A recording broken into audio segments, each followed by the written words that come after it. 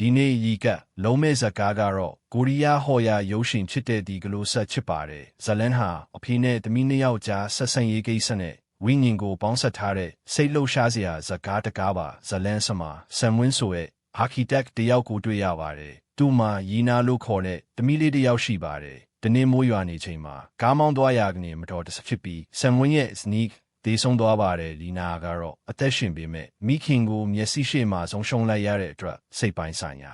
ထိခိုက်သွားပါတယ်အဲ့ဒီအချိန်ကစားပြီးလီနာဟာစကားနဲလာပြီးအဖေနဲ့လည်းဝေးကွာသွားပါတယ်မိန်းမဆုံးပြီးနောက်ဆန်ဝင်းအလိုလဲမစင်ပြေဖြစ်လာပါတယ်ဒါကြောင့်သူ့သမီးနဲ့အတူမြို့ပြင်ဘက်ရှိအိမ်ဟောင်းတစ်လုံးကိုပြောင်းနေဖို့ဆုံးဖြတ်ပါတယ်အိမ်ထဲမှာကလို့ဆက်တစ်လုံးရှိပြီးအဲ့ဒီကလို့ဆက်ဟာဇလန်ရဲ့အဓိကအချက်ဖြစ်လာပါတယ်လီနာအစပိုင်းမှာအဖေနဲ့မနီးစပ်ပေမဲ့အိမ်တစ်မှာနေရာအသစ်ကိုအလွယ်တကူလက်ခံသွားသလိုထူးခြားစွာအပြောင်းလဲတွေဖြစ်လာပါတယ်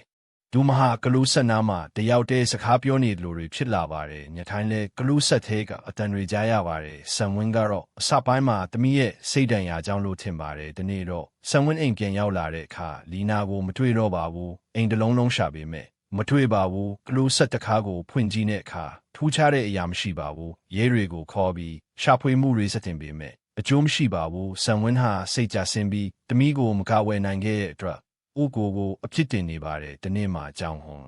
အဆိုရဲ့ထူးဆန်းတဲ့လူတယောက်ဆန်ဝင်းကိုလာတွေ့ပါတယ်သူကလေးတွေပျောက်ဆုံးမှုတွေကိုလေ့လာနေတဲ့သူဖြစ်ပြီးလီနာဟာတာမန်ပျောက်ဆုံးမှုမဟုတ်ဘူးလို့ပြောပါတယ်သူကလူးဆက်ထဲမှာကလေးအစားအသောက်ပွဲတော့တခုရှိတယ်လို့ဆိုပါတယ်အစပိုင်းမှာဆန်ဝင်းမယုံပါဘူးဒါပေမဲ့ကလူးဆက်ထဲကအတန်တွေပုံရိပ်တွေကိုသူကိုယ်တိုင်တွေ့လာတဲ့အခါယုံကြည်စပြုလာပါတယ်ကြောင်ဟွန်းကပြောတာ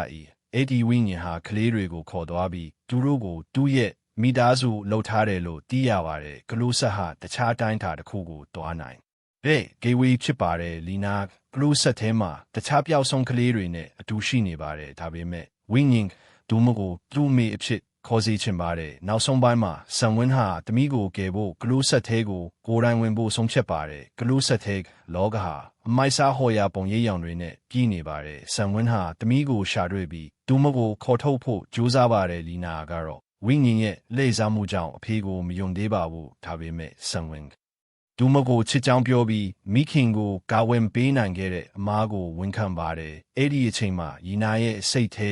ကြောက်ရွံ့မှုတွေပြေလည်လာပါတယ်နောက်ဆုံးမှာဆန်ဝင်းကဝိညာဉ်ကိုရင်ဆိုင်ပြီးတမီးကိုကယ်တင်နိုင်ပါတယ်ကလို့ဆက်ကိုပိတ်နိုင်ပြီးကလေးတွေကိုလွတ်မြောက်စေပါတယ်ဇကားဆုံးမှာတော့အဖေနဲ့တမီးနှစ်ယောက်ပြန်လည်နီးစပ်လာပြီးစိတ်ဒဏ်ရာတွေကိုဖျက်ချော်နိုင်ခဲ့ကြပါတယ်